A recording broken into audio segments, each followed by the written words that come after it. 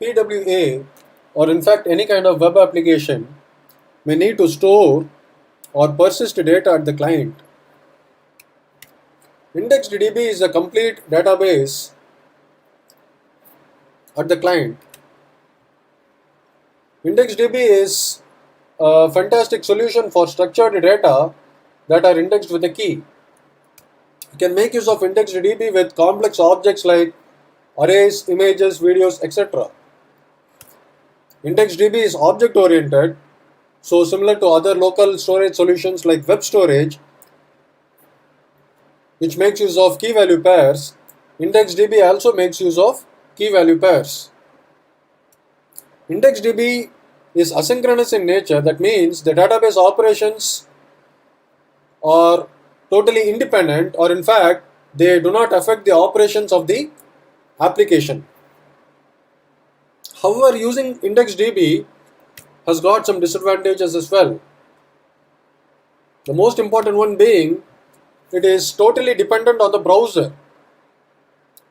So it is totally possible that your browser totally clears the data and you don't have any you don't have any data at the client storage at all.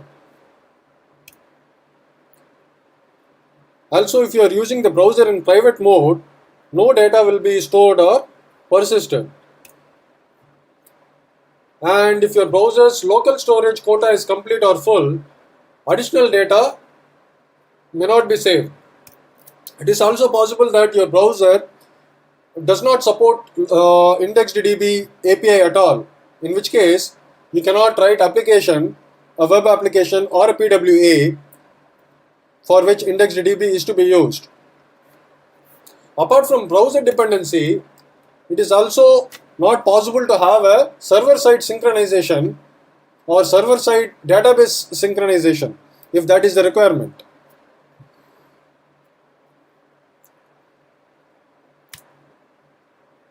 So, although you can perform CRUD operations at the client side using IndexedDB, one needs to keep in mind these considerations when designing a web application or a PWA. Now let us see a simple example using JavaScript to set up a database and add some data to it through a form using IndexedDB.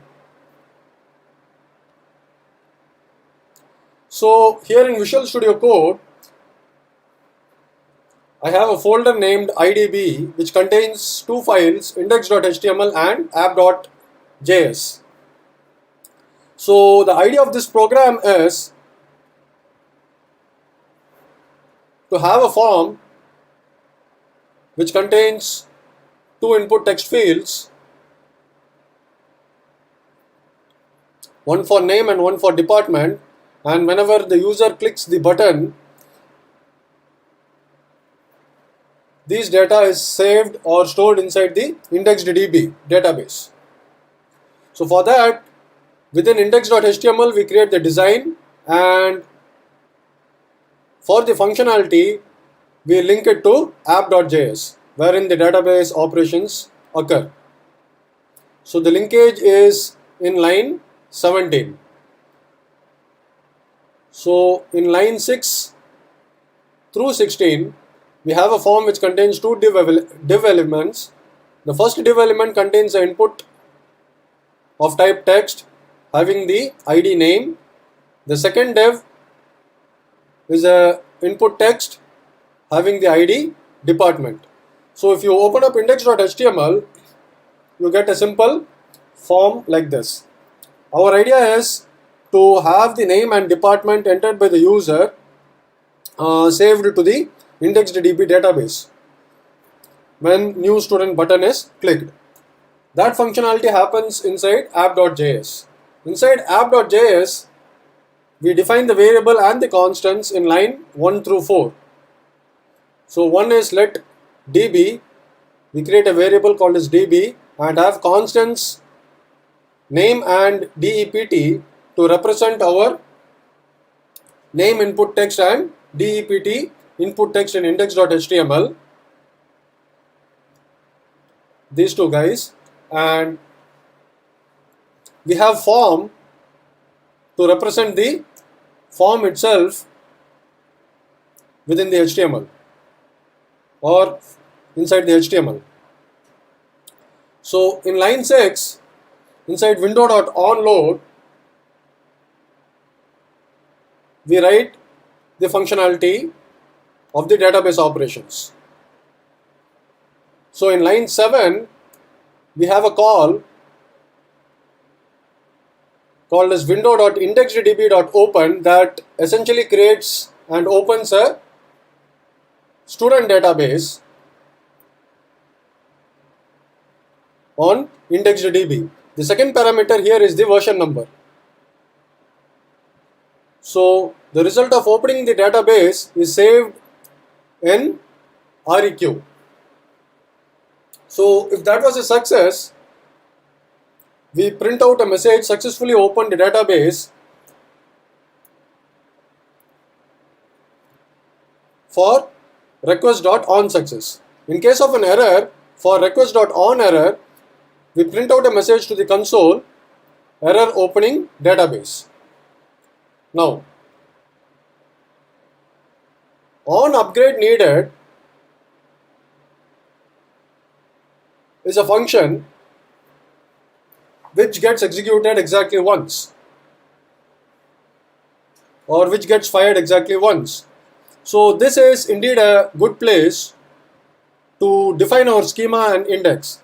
So inside on upgrade needed, in line 16, we call event.target.result, which is essentially a reference to our database. Once we get the reference to our database and save it in DB, we create an object store by calling db.createObjectStore for the database student and assign the key ID and set auto increment to true. So once that is done, we create the schemas using create index, and here create schema for name and department with the value name and department, and optionally we pass in unique as false so that we may have duplicate names and departments. Once that is done, we write out a message to the console, DB setup complete. So after the schema and indexing is done, we have a function called as add student, wherein we add the student details entered through the form onto the database. So that happens through a call to the function add student. So add student is called when the form itself is submitted. So inside add student, in line 26, we have evt.prevent default so that browser refresh is not affected when the data is submitted. And in line 27, we have a variable yes that represents an object containing the values for our name and department fetched from our form. Now every indexed DB operation is essentially a transaction.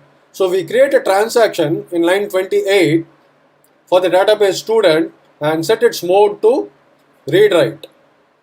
So once the transaction is created, using the transaction, we create the object store for the database student, and to the object store we add the student with the information that we have retrieved from the form, that is stored in name and dept, containing the values name.value and dept.value. So if req.onSuccess, so if the data was added successfully onto the database, we reset the value of the name and the department so that we can further add entries to name and department in the form. So when the transaction is complete, we write out a message db transaction over, and in case of any error, we print out a message db transaction error. Now let us see this in action. So this is our index.html. and if we go to developer tools through inspect, under console we see successfully opened the database. So that happened, and let us see if the database was actually created. So let us go to application for that. Under this you can see student under IndexedDB. So student DB was created, and you can see a schema created called as student with name and department. Object store student which contains name and department.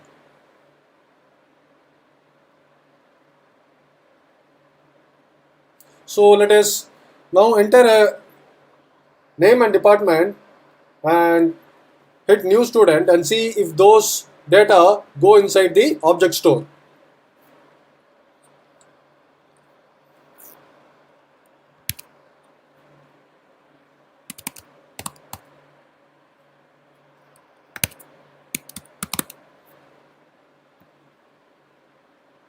So we may want to refresh this.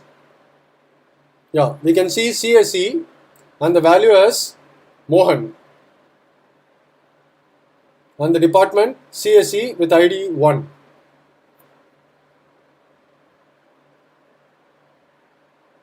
So let us add one more.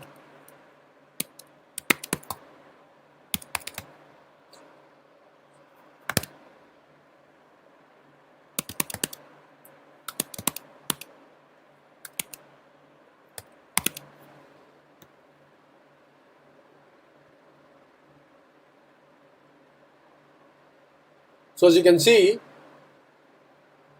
both are added to the database.